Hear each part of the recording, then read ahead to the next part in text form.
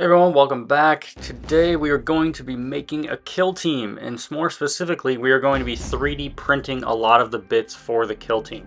I'm going to be using this Angels of Death kill team, all of these, and I'm going to be converting them into Space Wolves.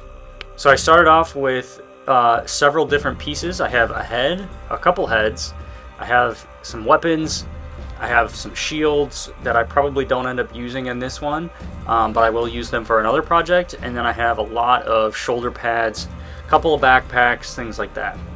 And if you didn't notice, these are going to be FDM 3D printed items. So here's a lot of my key print settings.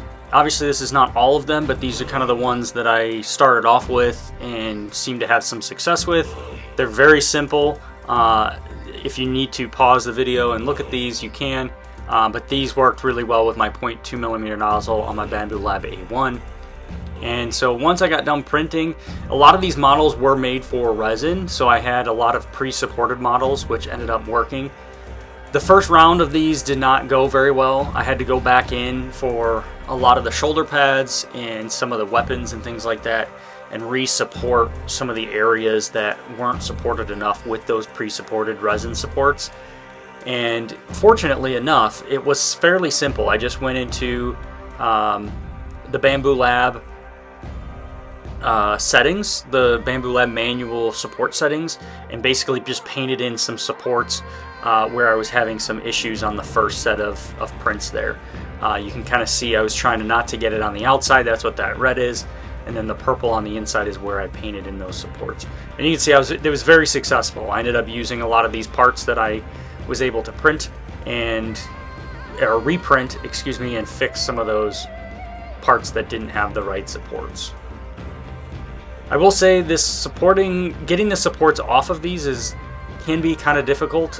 You get a lot of those support residues like to kind of stick, especially with FDM versus resin.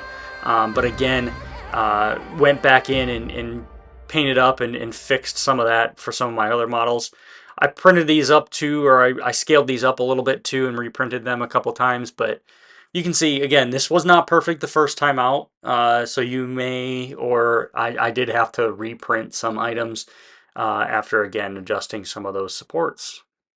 And they turned it out really well. I think the second attempt was much better, and I think if I spent even a little bit more time, I could even get it a little bit cleaner even. But overall, I was very happy and was feeling confident that with a little cleanup and paint, you wouldn't even be able to notice what was FDM printed. The one big failure I had was on the cape, and so I printed that in a couple different orientations. I tried to do it flat here, as you can see, but that did not work at all. Obviously, taking the supports off was really ugly there, and I just didn't feel like you could grind that down enough. So eventually I went back to the original orientation and re-supported the model basically in Bambu Lab and just painted them on, and they came out really well. I think the supports came off really clean, and looking at this, I feel like you can't even tell that this was FDM 3D printed. I think, again, once this is painted up and cleaned up a little bit, you're not even going to be able to tell. You'll think it's just a regular cape. The backpacks were a little challenging. They had a lot of support residue left over, support material left over. I did sand them down as much as I can, or kind of scrape off as much as I could. The bottom sides were definitely the worst part, but looking at them straight on, and then once they were on the model as well, I feel like you really couldn't tell once everything was painted up and everything was part of one overall model. After getting all these printed, I was feeling pretty confident and started to build the models in the kill team set. The biggest hurdle I had with these models was that they were they were made to be push fit or easy to build models. So I had to get kind of creative with trimming off the shoulder pads and other pieces. And then I decided to use some pieces that were easier to convert, or like the backpacks and things like that. But overall, I tried to keep it simple and make sure that everything fit nicely and that you really couldn't tell that I was kind of hacking these up a little bit on the way through. I also tried to keep as much as I could the orientation of the materials, or of the arms and the pieces that I did put on there. I think it added a little bit more camouflage for the FDM bits, being that it looked very natural where things were ending up. And that was really my goal with a lot of these. But again, it took a lot of shaving and cutting off of pieces, and then just basically super gluing the FDM printed pieces on. And honestly, I think as I was going here, I was a little bit anxious to see how this was going to turn out with those FDM 3D printed bits. You can see me shaving down or sanding down some more of those layer lines that I could see.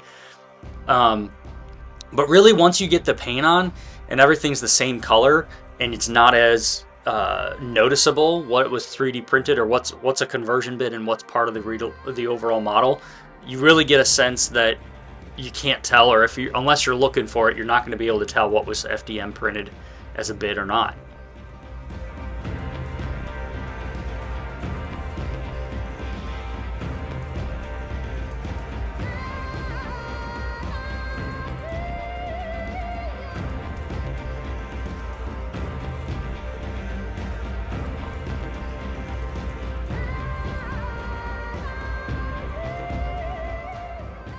Another thing I did, which I think you have to do on every Space Wolves in my opinion, is add some fur. I had to make sure that there were some pelts laying around. As a kill team, my kind of lore justification for this is that these are some of the more veteran guys, obviously being part of this kill team. Some of these guys are sergeants and heavy weapons specialists and things like that. So I figured, obviously, just to make sure that everybody knew that they were Space Wolves, they had to have some sort of fur on them, either if that was just a little pelt or some sort of a little trinket. I do want to note the heavy weapons guy, or the Gravis armored guy, I didn't end up finding any bits that I liked to put on him, so he did just end up getting a custom head, which was a resin head that I had, and then this green stuff pelt that you see me working on here. So when you're looking at the models and the final result and everything, just don't be surprised, or don't be too encouraging that I was able to essentially hide all of his FDM 3D printed bits, because he doesn't have any. The last hurdle I had here was I did not want to ruin the lieutenant that comes in this kill team. I think the pose he has and the model itself is one of my favorite ones that I think Games Workshop has ever done.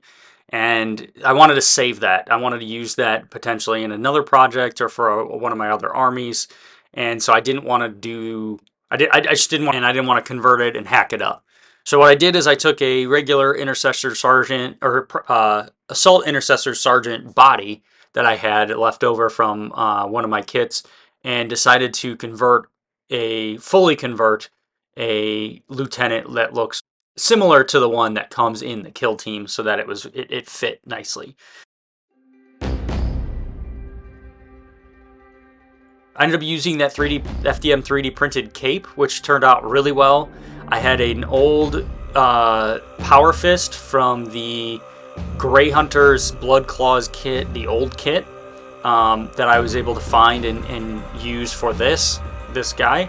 And then I found a right arm that was kind of outward extended, and I had a leftover plasma pistol from resin plasma pistol arm that I put on his right arm.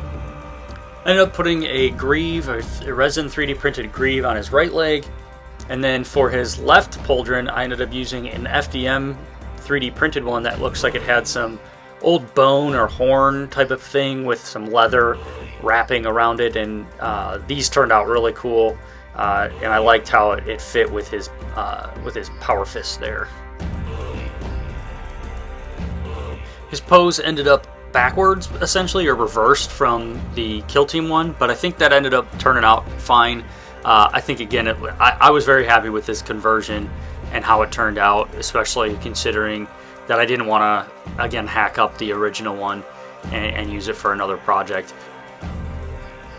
Once all the guys were done, I ended up priming them in a dark gray. I believe this is Monument Hobbies gray primer, and as you can see, you can still see a lot of the layer line. And I'll be honest, when I got to this point, I was feeling a little bit discouraged that it was going to be very noticeable that some of these pieces were FDM printed.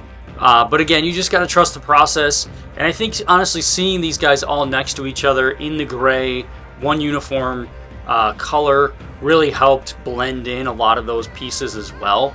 And then once I painted them up, or finished painting them up, it ended up being even better.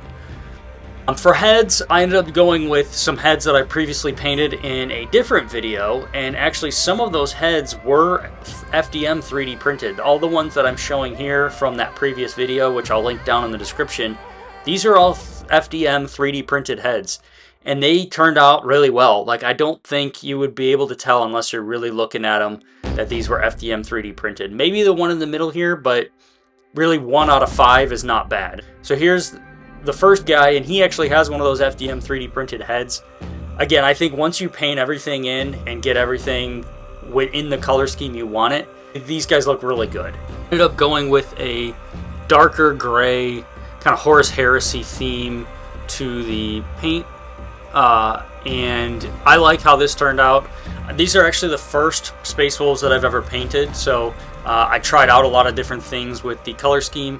I actually think I'm still going to change some things up anyway. I'd like to bring a little bit of blue back into the color scheme, so I'll be fiddling with that. And you guys will see that it'll come along with my process for that. But again, I think once you get all these together and they look like a cohesive model with all the paints and everything, these look really good. And honestly, I mean, if you're really looking for it, you can tell they're FDM printed. But on a tabletop, you're not going to notice. I think for a lot of people getting into this and wanting to convert, if you have an FDM 3D printer and you have a 0.2mm nozzle, I say go for it. Try a couple different things, be cognizant of the supports and how those supports are affected, but overall, I'm very happy with how these guys turned out. I think they look really good. They don't look out of place. There isn't anything that looks out of place on them, and I think as a kill team, this was a very successful project. I'd like to hear what you guys think. What do you guys think? Did this turn out successful? Do you think I should use my resin printer for bits, or should I continue to try to use the FDM printer for it? Let me know what you guys want to see, and I'll try to make it happen. As always, thanks guys for watching, and I'll see you in the next one. Please like and subscribe.